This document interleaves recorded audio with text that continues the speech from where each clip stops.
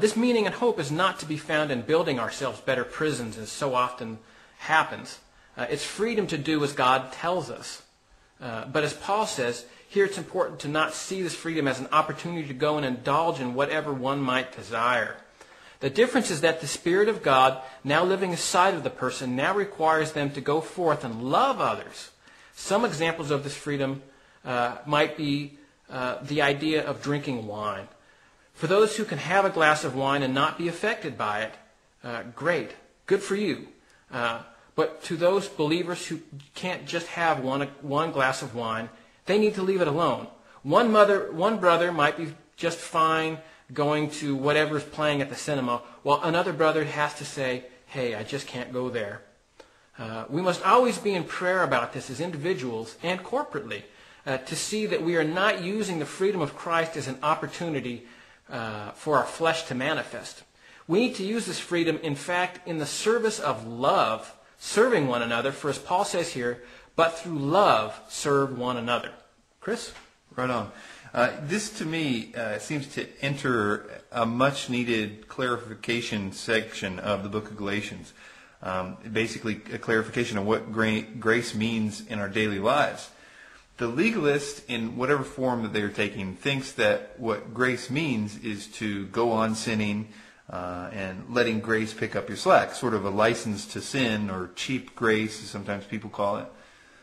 With talking with people from legalist backgrounds, I can tell you that they have been told that that's what it is, what is meant when we talk about salvation by grace alone. They think that it is just people that want to justify their sin. And there's no doubt that there are, in fact, people that cherry pick some of these grace verses and use them to justify their sin. But that's wrong. And from the sections that we're about to enter, as well as many others, we'll see that it is just not the correct doctrine. Basically, he's saying here, instead of using your liberty to sin, use it to serve one another by love. The principle here is interesting. I think that it could easily be overlooked that by serving people by love, not necessarily in love, which I think suggests that it's a new love that is not of your own. It's the fruit of the Spirit that we're going to find in verse 22. It's a gift. 2 Timothy chapter 1 verse 7 says, "For God has not given us a spirit of fear, but of power and of love and of a sound mind." So it is because of the Spirit of God in us that we can now be set free from the law. And in a few verses it will say, "But if ye be led by the Spirit, you are not under the law." Mike? Good. Very, very good. I would agree with that. So often grace gets translated, in, to use a Calvin and Hobbes analogy, transmogrified into sort of whatever the expositor means.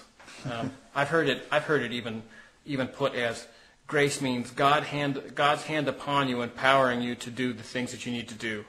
And it's like, well, that's a good thought, but that's not really what grace is. Anyway, Galatians chapter 5, verse 14. "For the whole law is fulfilled in one word. You shall love your neighbor as yourself." Now this was our great and sovereign Lord's teaching, Lord's words and teaching upon the law.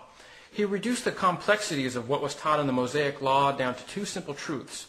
He looked upwards toward God first, and then looked outwards to loving and healing and restoration to those around him. It's interesting to note, too, that the Ten Commandments are divided in the same manner. The first four commands look heavenward towards God and our duties towards him. And the other six commands are all commands, negative commands aimed at what not to do to your neighbor. Do not covet, do not steal, do not do this, do not do that.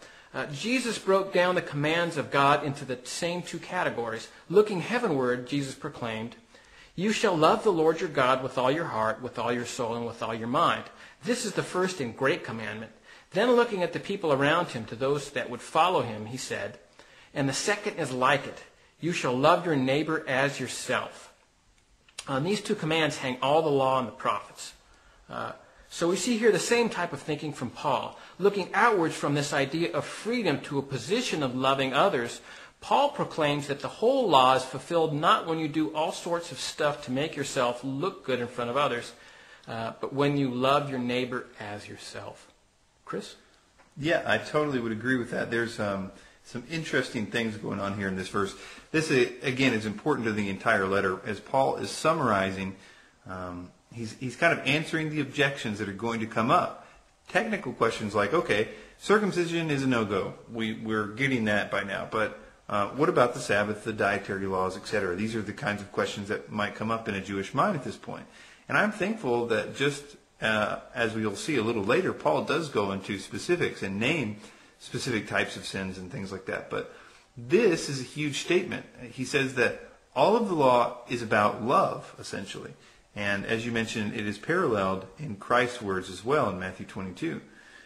But there's an interesting thing that Paul says here, for the law is fulfilled in one word, even this, that thou shalt love thy neighbor as thyself. Whereas in Matthew, Jesus says that the law is loving God and loving your neighbor. So they both sort of conclude that it's love, and it would almost seem like that there is that it would almost seem like a contradiction. Calvin points out here this issue, and he says, piety to God, speaking of the first thing that Christ says, piety to God is a thing hidden from the eyes of men, and though the manifestation of it was the purpose for which ceremonies were appointed, they are not certain proofs of its existence. It frequently happens that none are more zealous and regular in observing ceremonies than hypocrites. God therefore chooses to make trial of our love to himself by that love of our brother, which he enjoins us to cultivate. This is the reason why, not here only, but in the epistle to the Romans, in Romans chapter 8, verses 8, love is called the fulfilling of the law. Not that it excels, but that it proves the worship of God to be real. God, I have said, is invisible, but he represents himself to us in the brethren, and in their persons demands what is due to himself. Love to men springs only from the fear and love of God, and therefore we need not wonder if by a figure of speech in which a part is taken for the whole, the effect include under it the cause of which is the sign. But it would be wrong in any person to attempt to separate our love of God from our love of men. Luther says, if you want to know how you ought to love your neighbor, ask yourself how much you love yourself. If you were to get into trouble or danger, would you be glad to have the love and help of all men? You do not need to look any book of instructions to teach you how to love your neighbor. All you have to do is to look into your own heart, and it will tell you how you ought to love your neighbor as yourself. And and that's all I have for that one. No, nothing wrong with Luther and Calvin in those regards. Mm-hmm. There's some Spurgeon in there too, wasn't there? No Spurgeon in that one. Okay. Galatians chapter 5, verse 15. But if you bite and devour one another, watch out that you are not consumed by one another. This verse contrasts in my mind with the previous verse just a little bit. These are all the things that a person who is not letting the Spirit of God flow through him does. It's almost a little bit of foreshadowing on the part of Paul as he goes on to make a much more complete list of both the fruits of the Spirit and the characteristics of those who are in the flesh. The idea here is that those who are not living out the law of God, it's going to be a bit like a mafioso story where the strongest person is going to end up knocking off all of the weaker ones. This is not what Christian brothers and sisters should be doing. And yet so often you see it in churches that are from slightly unhealthy to spiritually deeply sick. We are commanded to love one another. And by contrast, if we bite and devour one another, we need to watch out that we are not consumed by each other because the Spirit of God is not flowing through us in that case. Chris?